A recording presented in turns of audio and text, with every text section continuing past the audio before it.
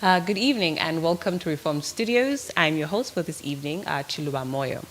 Today we discuss the topic infertility and dealing with infertility and miscarriage. An experience that is often faced by many individuals and couples, but sometimes isn't openly discussed.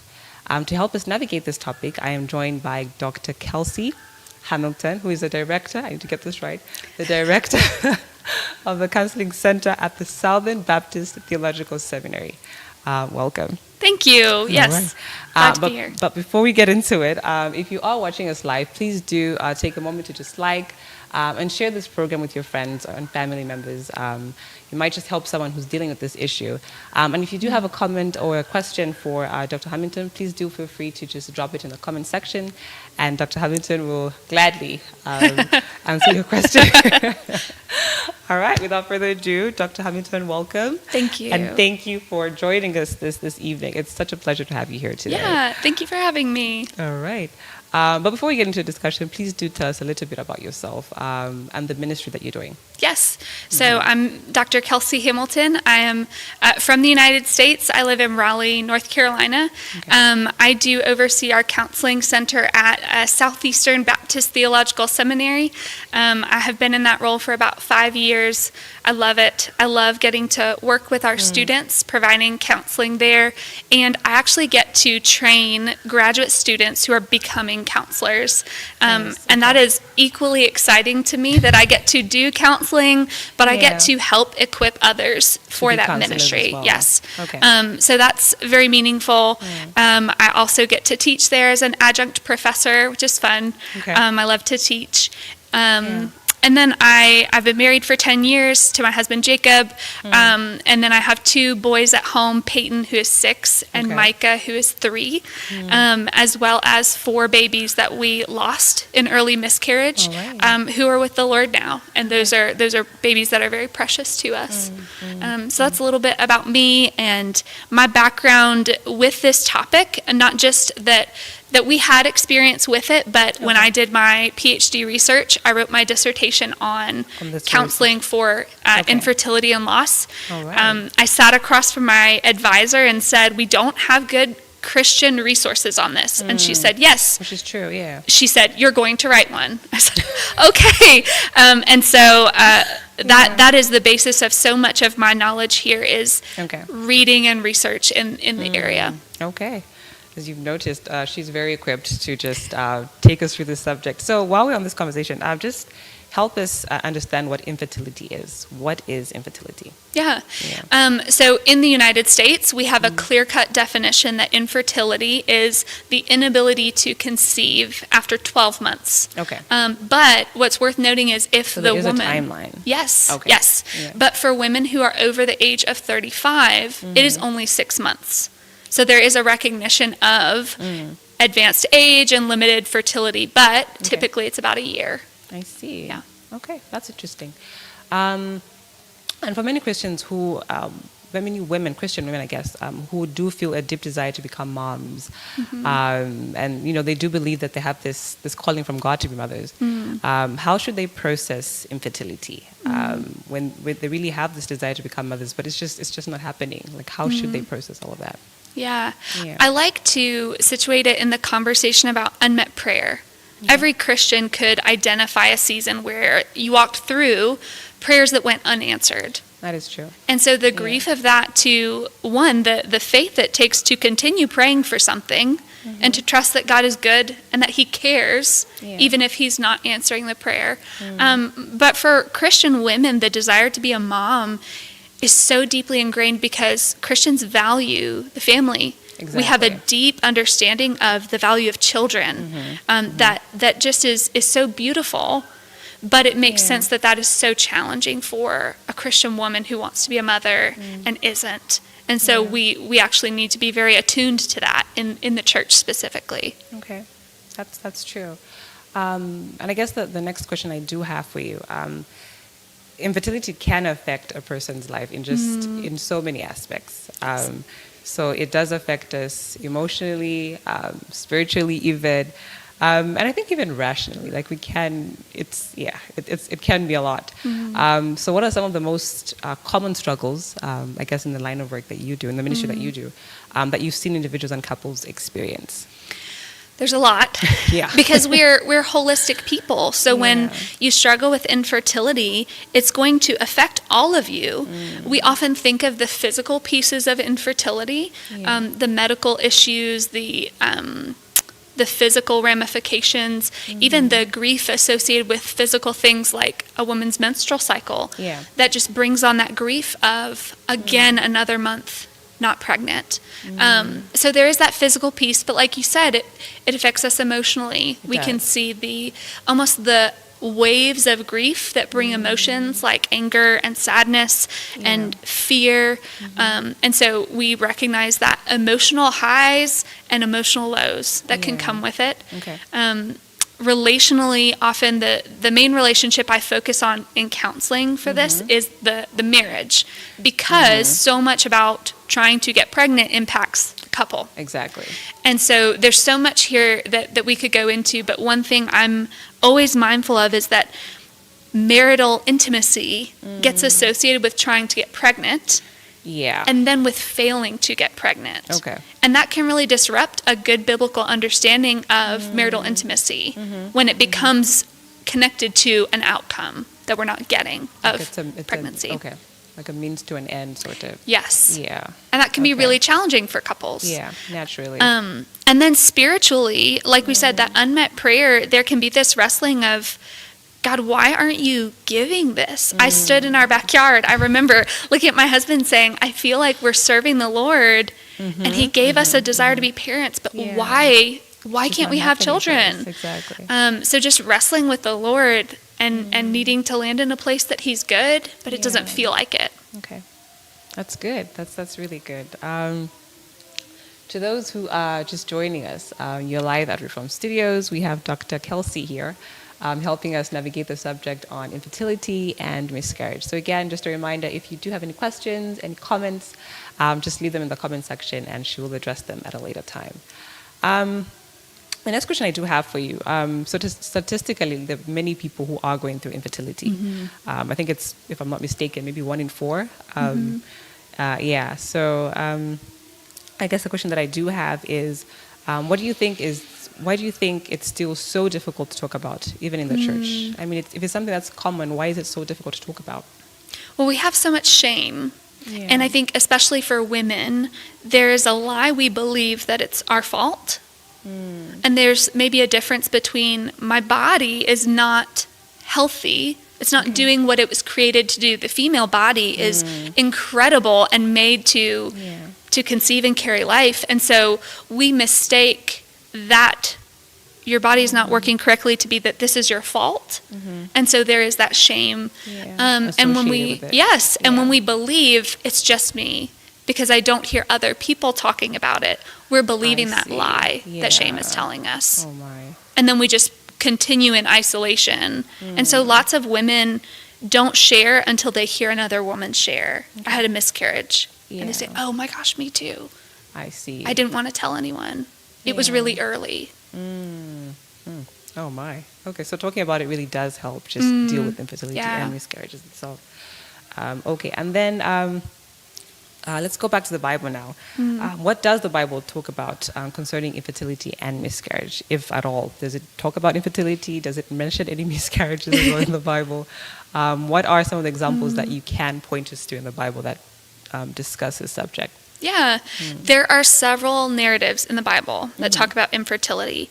Unfortunately, sometimes we misapply those passages. Okay. So the one that comes to mind a lot is Abraham and Sarah, right? Yes. God promises Abraham, I'm going to make many nations. I'm going to give you more children, more offspring than the stars in the sky. It's an incredible promise. Abraham gets impatient and decides to have a child with Hagar, which is has some important implications that we'll probably talk about later. Okay. But for him and Sarah, unable to conceive, and the Lord promises they'll have a child. And it's this incredible, miraculous thing that Sarah gets pregnant with Isaac. Yeah.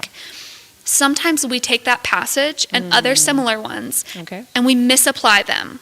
And what I mean is, if we take that passage and say, this promise from God that you'll have a child, and we apply it to anyone. I see.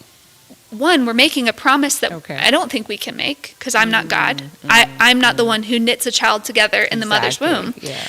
But also, I think the best application of those is actually to see how the Lord was creating the lineage of Christ.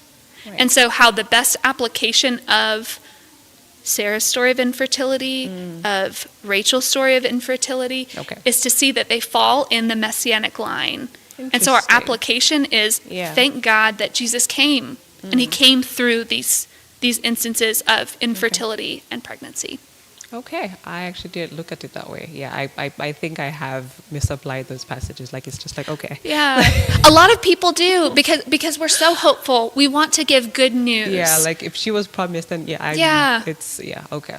I definitely hear you on that. Are there other examples other than, I guess you have mentioned Sarah, like are there other examples on infertility in the Bible that you can think of? There's also Hannah, who cried out to the Lord, prayed, and the Lord did give her Samuel. Okay. There are other instances of barren women in Scripture, but I love going back to Psalm 139, which is the passage that talks about how the Lord creates life. And it is this beautiful image of the dignity and value of the human being, even before birth. And that gives us a lot of theological grounding for talking about miscarriage as the loss of a person, because of the things we see in Psalm 139 and throughout Scripture. Yeah. Okay. No, that's definitely beautiful.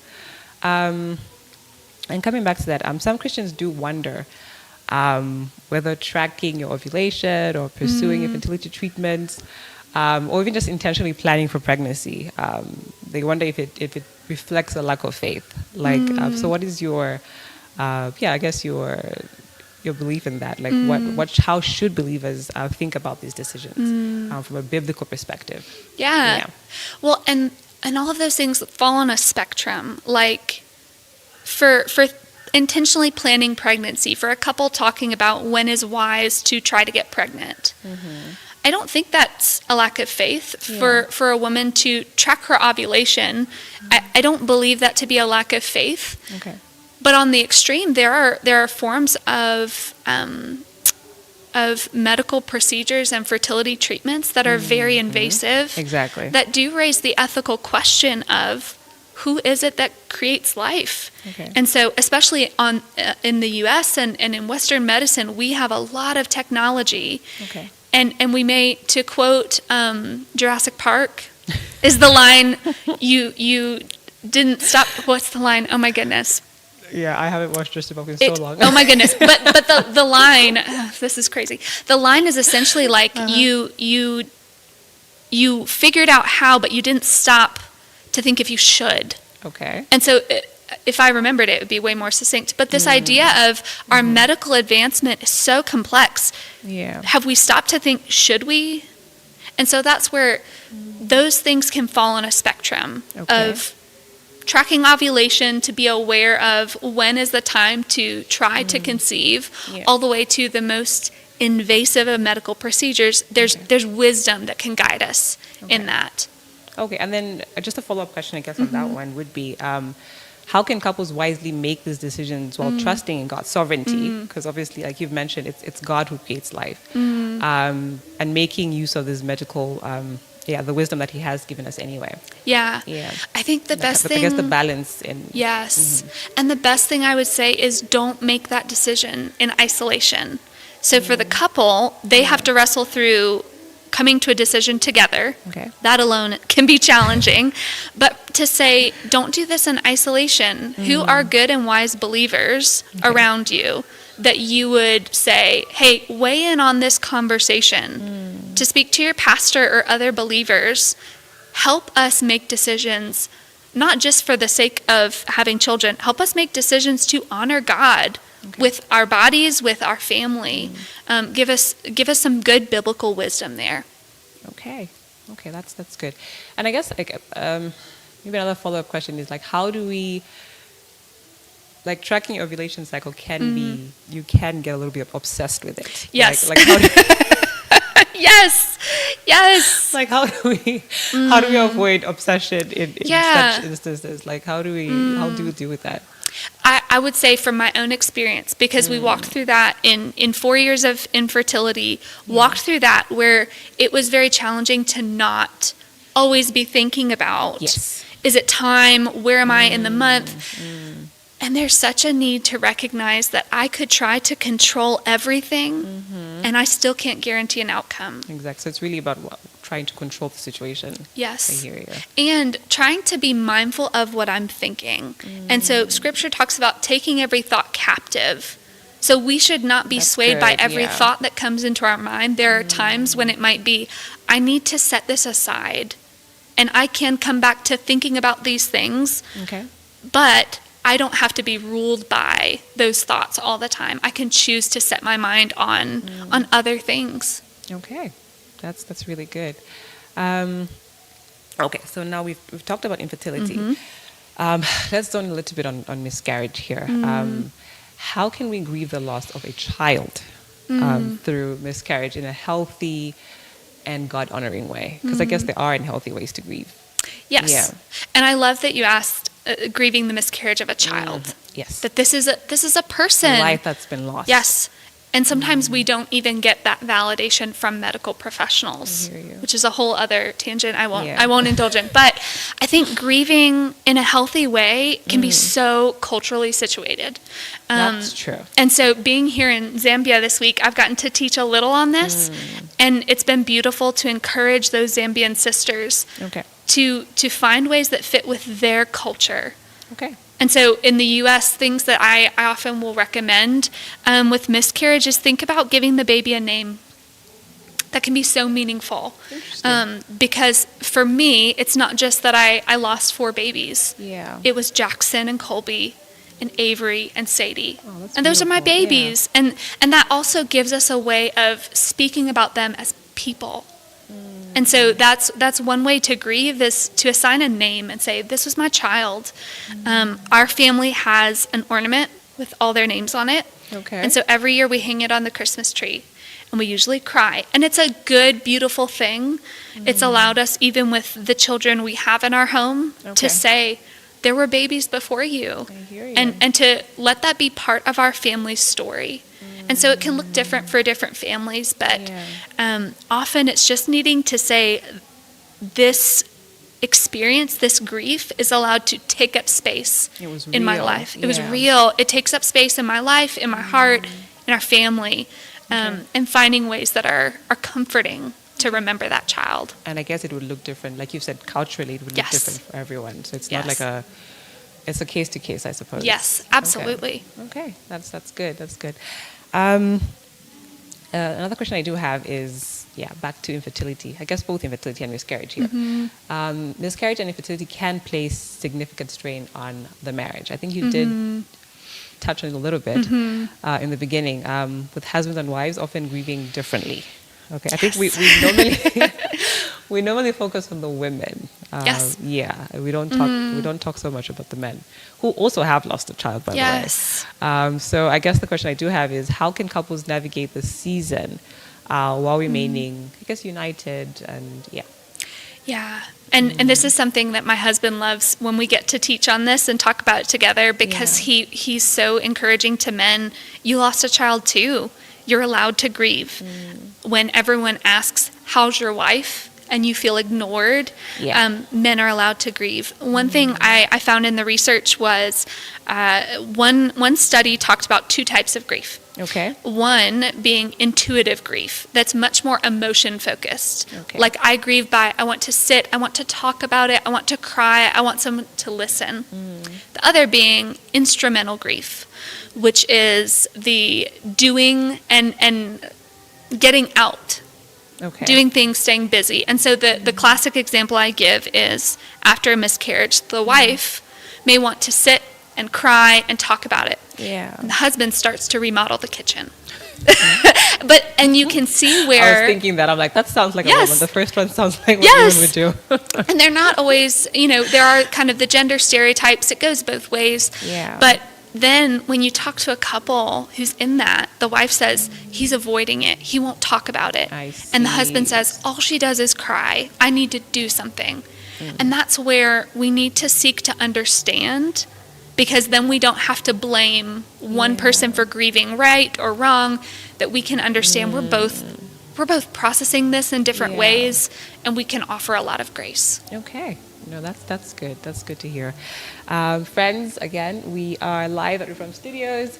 If you have questions, any comments, just drop them in the comment section. She is so ready to ask you a question. Okay.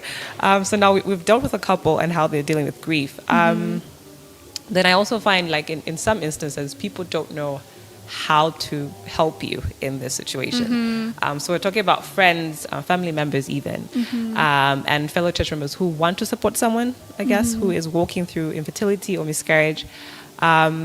But I guess they don't know how to do it. They don't want to be insensitive. They don't want to say the wrong thing. Yeah. I guess my question would be, what are some of the helpful ways to care for these people during this time? And I guess, like I mentioned, what are some of the common comments or actions that, although they're well-intended, they're just, they can actually be hurtful? The things that are helpful, I find, are asking someone, how can I serve you? I got a question Monday that someone asked, like, should you wait to go visit someone after a miscarriage? Yeah.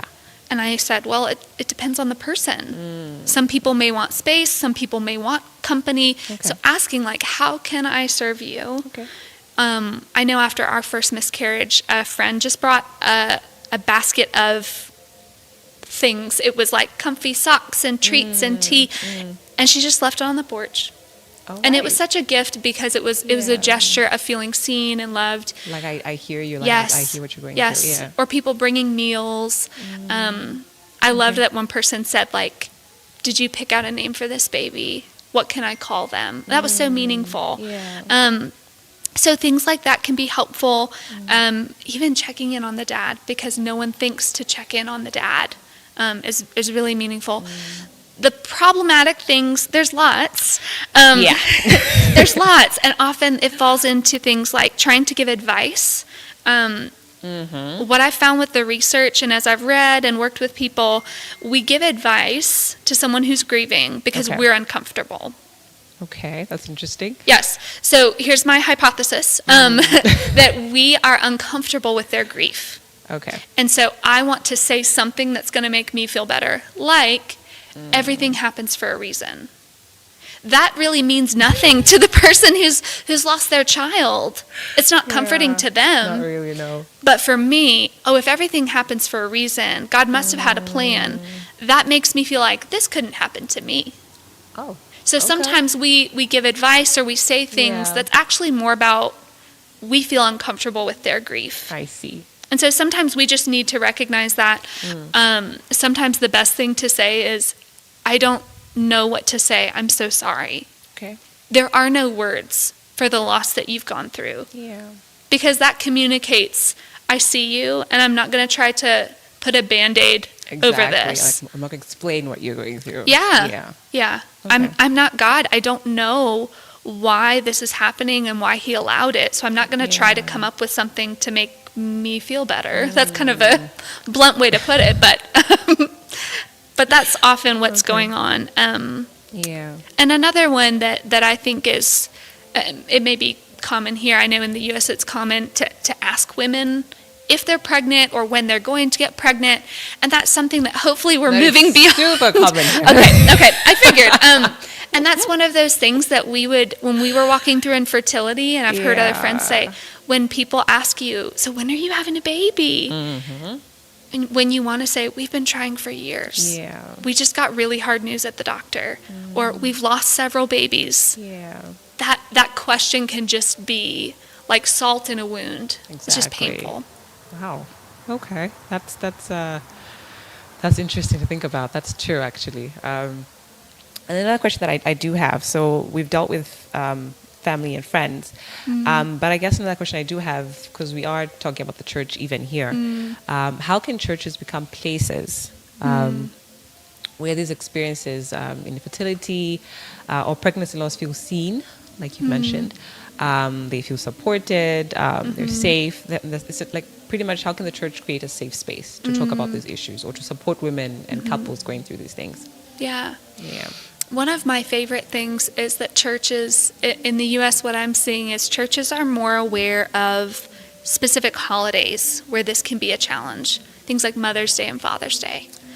And so I know at our church several years in a row, they will just say, Happy Mother's Day to you mothers. And we recognize this is maybe a hard day for many reasons, not just infertility, but to acknowledge that there's a weightiness here, and we see that. People. Yeah.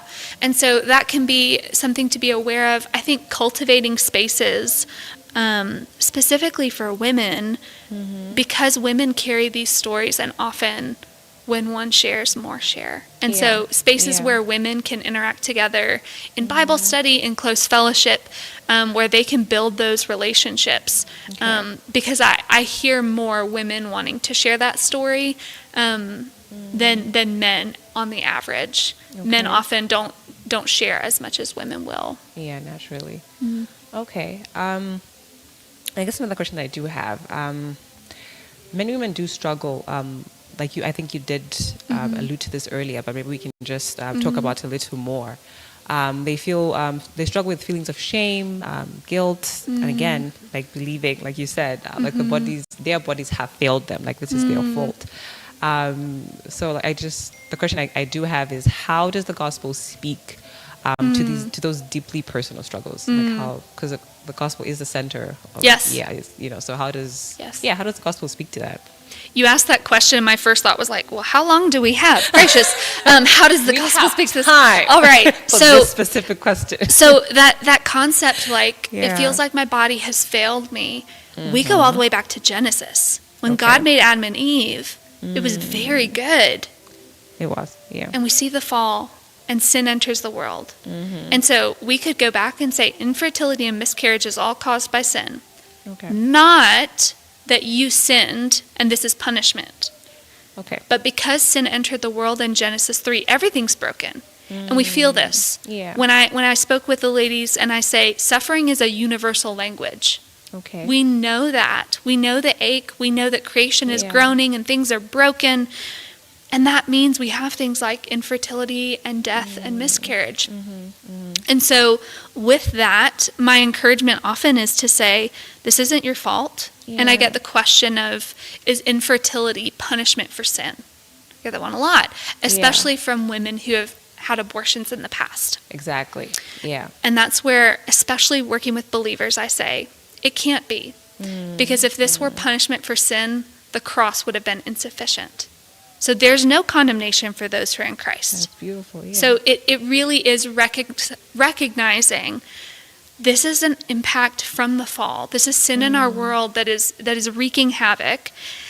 And that means we look ahead to Revelation 21, where it says, the Lord will return, Jesus will return. He will make his dwelling place with us. There will be no more tears. Death is going to die. He's going to make all things new. So where we live now with the experience of infertility and loss, it didn't start that way. It's not going to end that way. Right. And so we have to situate that here, and then we can believe true things about ourselves, and that kills the lies of shame and guilt. Okay, that's beautiful, Kelsey. All right, we have a comment here from Gundonesh. I'm just going to read it out to you. She says, I'm going through, I guess it's infertility. I'm going through infertility. Oh man, she deleted the message. I guess you could just repost it.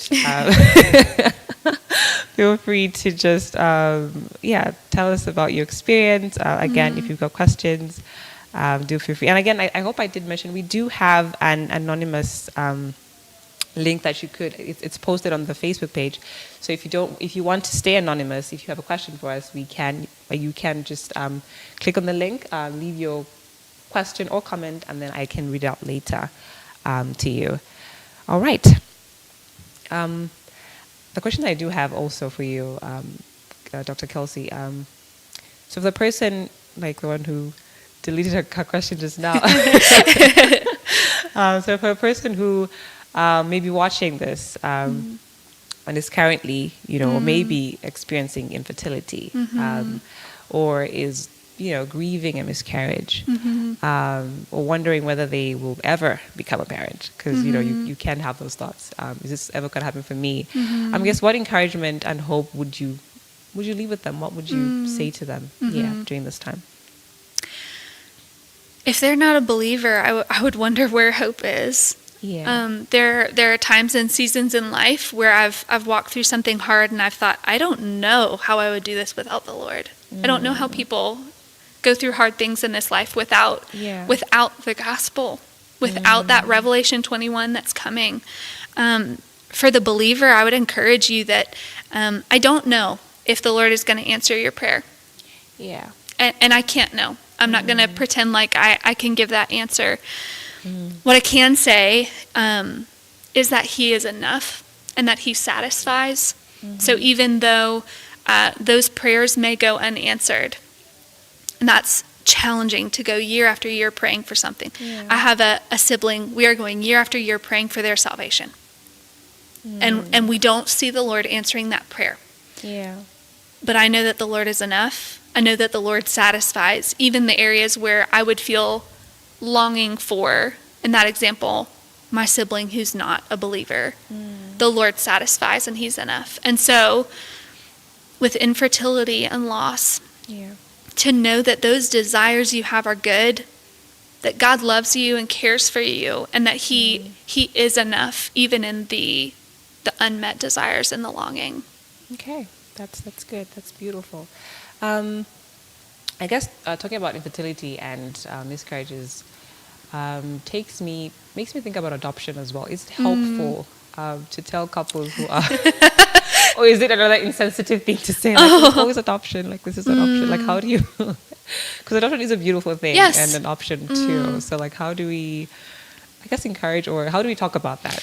Yeah. It can come across as insensitive. And again, I don't think that's ever the intent. But adoption is such a good and beautiful thing that it shouldn't be a consolation prize, right? Okay. Like, adoption is such a beautiful image of the gospel, that we have been adopted into the family of God. And so folks that go into adoption and seek to grow their family that way, that's not an easy road either. I know families that have waited years, and it has been genuinely traumatic for their family trying to adopt. And so with that, I think offering that as a suggestion to a couple in the midst of infertility or miscarriage isn't one of the most comforting things. I'll say it that way. I hear you. But just to say, that's a decision, that's a path they could choose to walk when they're ready. And I know I've heard this, you've probably heard this, people who say, well, we struggled with infertility, but then when we decided to adopt, then we got pregnant, just like that. You should try that. And again, that's that advice that means well. But if that were true, then we could manipulate God, and that's not a God I'd want to worship, one that I could manipulate to get my own way. Okay. But we mean well when we say it. The heart is there. Okay. We do, okay, so Gudo has retyped her message. She said she was just retyping it. Okay. So I'll just read it out to you. She says, I'm going through infertility and it's overwhelming. When I see my peers, I get confused and overwhelmed. However, I am so grateful for my mom, because she's she's the one who reminds me of God's principles, but it's not an easy journey. So that's just... oh my goodness, no. Yeah. No. And thank you so much for sharing. Yes, you bring up that instance of the menstrual cycle, and it was so fascinating to be doing the research and seeing that is a common experience for women. And even one that in research that talked to women and their husbands. Okay. Husbands didn't quite understand the significance of that, because, it's funny, there's only a short window of time in the month when women can get pregnant. That's true. And so there's kind of this, we're going to reset another month of waiting. And so that just can be really challenging. And you think about it, almost be like having a wound that gets reinfected on a monthly basis. And so you go through the process of that wound healing and the skin repairing. and then it gets reinfected, and then it's ripped open again, and it's just yes. And so just recognizing that it's like a cycle of grief. Okay. Yeah. Okay. We may have touched on this, but maybe we could just zone in a little bit. So I think you did mention that. Okay, I'll just ask the question. Miscarriage is often described as an invisible grief, right? Because not everybody knows about it. Why is pregnancy loss unique compared to other forms of bereavement? I love this question. Yeah. Okay, so to be a nerd for a moment, when I wrote my dissertation, I wrote an entire chapter on grief, and then I wrote another chapter after that on perinatal grief. Okay. Because I said grief in and of itself is one thing, but this is a very specific instance of grief. Yeah. It is so different, and I think one facet of that is the lack of rituals around that death. Okay. So if you think about when someone passes away, like I lost both of two of my grandparents when I was young, 10 or 11 years old, within the same year. When someone passes away, at least in the U.S. in our context, the word gets out. You know, you reach out to family members to let them know so-and-so has passed away. We will have a funeral. Here's the time for the funeral, the visitation. We have those events. In my country, people bring food, usually casseroles, which is, it's a type of food. It's fine. People bring food and they come and visit. And then after about a week, the festivities are over. And then life kind of moves on. Well, with a pregnancy loss, sometimes and often there's no body to bury. Yeah. There's not. With stillbirth, which is the loss of a baby after 20 weeks, so later into the pregnancy, they may have a baby that they can bury. They also have crippling medical expenses on top of funeral expenses. And so all of those pieces, but also most miscarriages, about 80% happen in the first trimester. So those first 3 months, 4 months. My math is bad, but that first section of the pregnancy. So when that happens, we have culturally the expectation that often you don't share about a pregnancy until you are a certain amount of time along. Yes. You don't tell people. Why? Because I don't know, you're scared. You don't want to jinx it maybe. Some people are scared to jinx it, or that's the one. Yeah, you don't want to jinx it, or a lot of times it's I don't want to tell people and I'd have to untell them. Like, if things don't work out, we have these euphemisms that really mean I don't want to tell people until I'm out of the first trimester or until I've had a successful doctor's visit. But that means that 80% of the miscarriages happen in that early period, and you've not told anyone. So you don't have any support. Or you have to tell people, I was pregnant and I lost the baby. And so that's why that grief can be very invisible, because we don't want to share because we know it's so risky. But actually that cuts us off from support when we would need it in that early period. Okay, that's a good one. I have a question here from Stacy. She's asking, for a woman who lost a baby, how long should she take to grieve? I guess that ties into what you just talked about. Like, is there a time period even for? No, there's no. My husband and I joke about this, that grief is like someone who hides behind a wall and jumps out with a bat and just hits you at the time you don't expect. It's like getting mugged in the street. But grief, like a wave. And grief does not abide by our timelines. Okay. So we can say, the first year after a loss is hard. And it is, because you have the first anniversary, you have the first Christmas, you have the first birthday, you have all of those firsts. But it doesn't really go away, it just changes. So the way that my husband and I grieve those babies we lost, it hasn't gone away, but the way that we remember them just has changed. From the time, But I really say, you can take the time you need to grieve, because grief is love that has nowhere to go. So if you still love and care for that person, you're going to still grieve in some way. So I learned one semester I did a hospital chaplaincy internship. And I worked in the birth center. And the thing about the birth center is it's a beautiful, joyful place. Okay. No one wants the chaplain when things are good. That's true. Right? So No. I didn't get any of the beautiful, joyful. Yeah. I got the stillbirths and the miscarriages. And what I learned from that experience was we bring our grief with us. It's like we carry it in a backpack. It's there. It's not always evident. It's not always something we're aware of, but we carry it with us. Okay. That's beautiful, Kelsey. Thank you. I have another question here. How do you prepare for a marriage as a woman if you cannot have children? So I guess you're aware of this before you get married. You have discussed this with your to-be spouse. So you're about to get married. You've told them that you're unable to have children, and he still wants to marry you regardless. That's good. How do you mentally and spiritually prepare for the marriage with that in mind? Yeah. Yeah, that's a tough question. Well, and children are such a gift. But marriage is the foundation of the family. Exactly. So you can have a beautiful, God-honoring marriage without children. Okay. And I know there is such a Christian conviction around having children and making disciples. But we have Matthew 28:18-20, which is saying, go and make disciples of all nations. So I don't see any reason why we have to be limited to biological children. I think spiritual children are just as vital in the kingdom of God. Okay. So the beautiful thing for that couple is there is no barrier to the spiritual offspring that you can have by sharing the gospel and making disciples. Okay. I like what you said.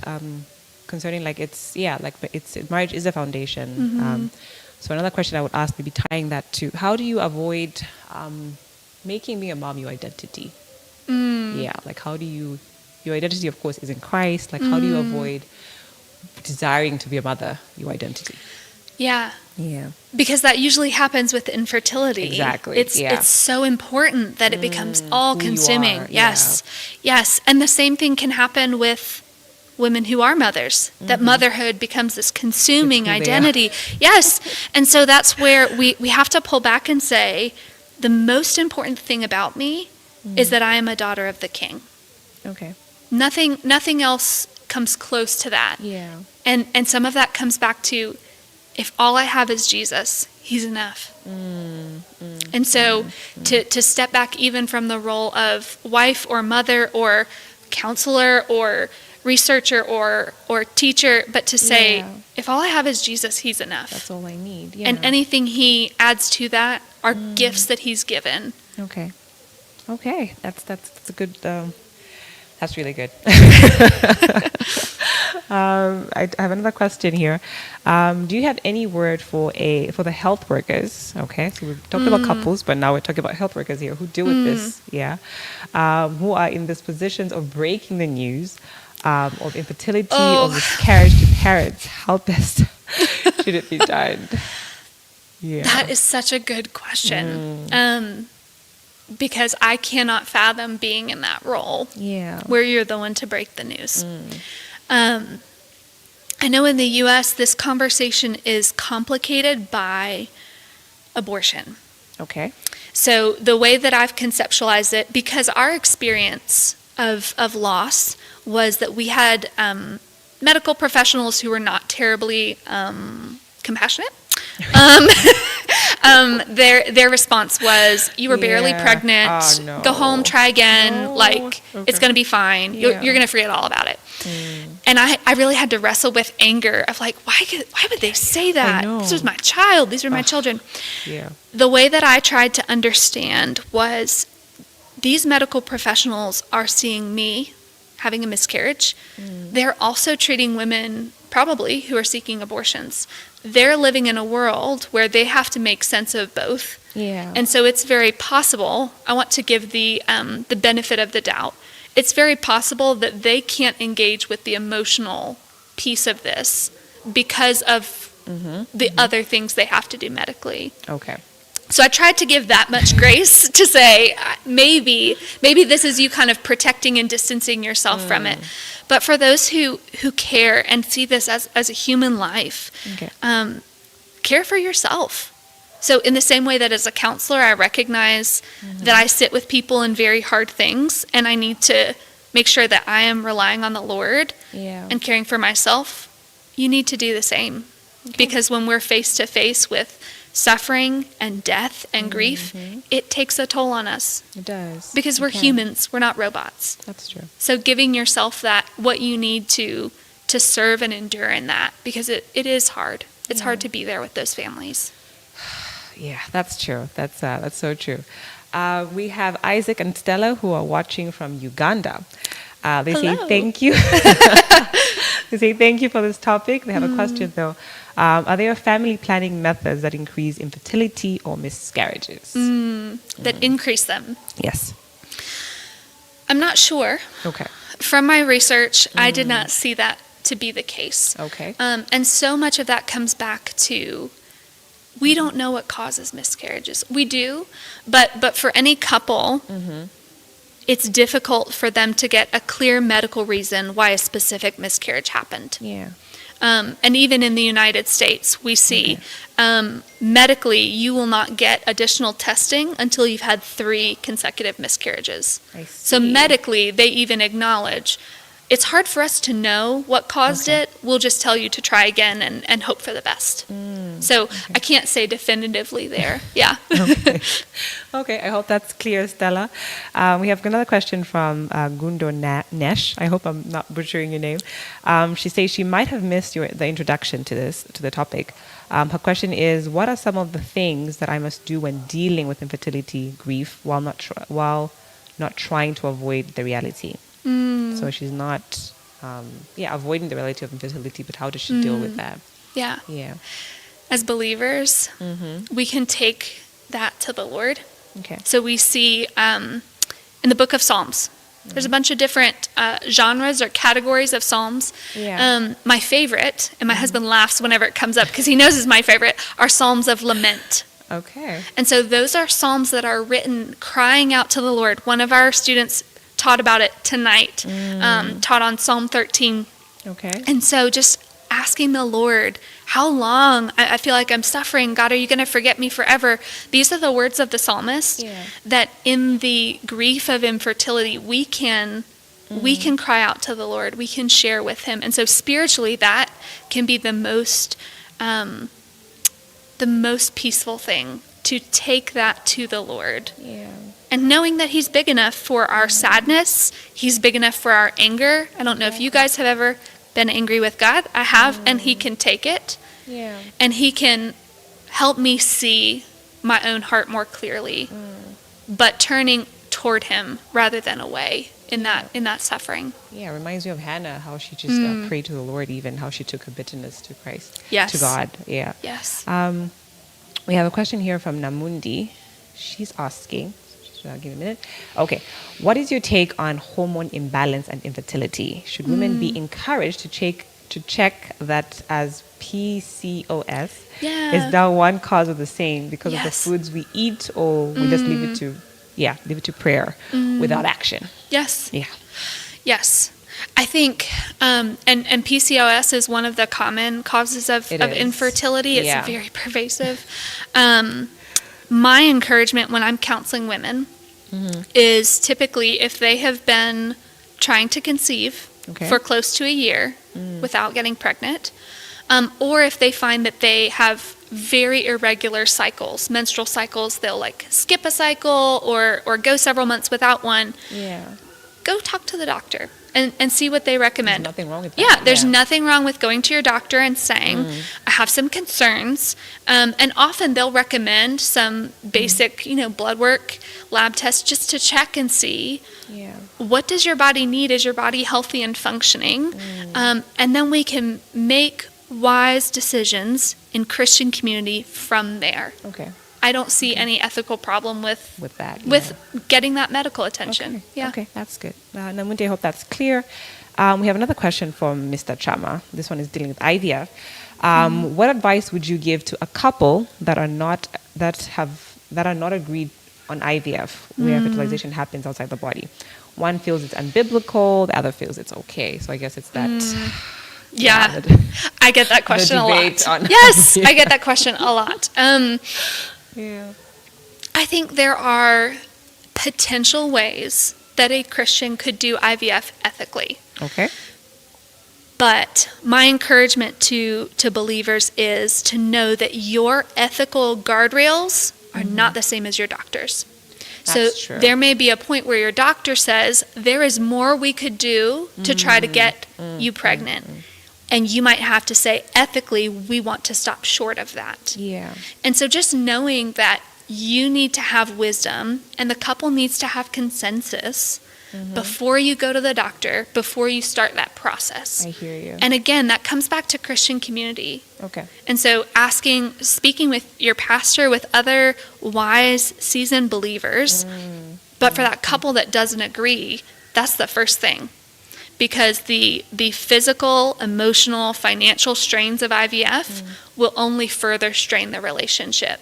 Okay. So for them to go into this united, on the same page, the tragic thing I see often is that couples will go through the war of infertility. They will walk through years and years and years.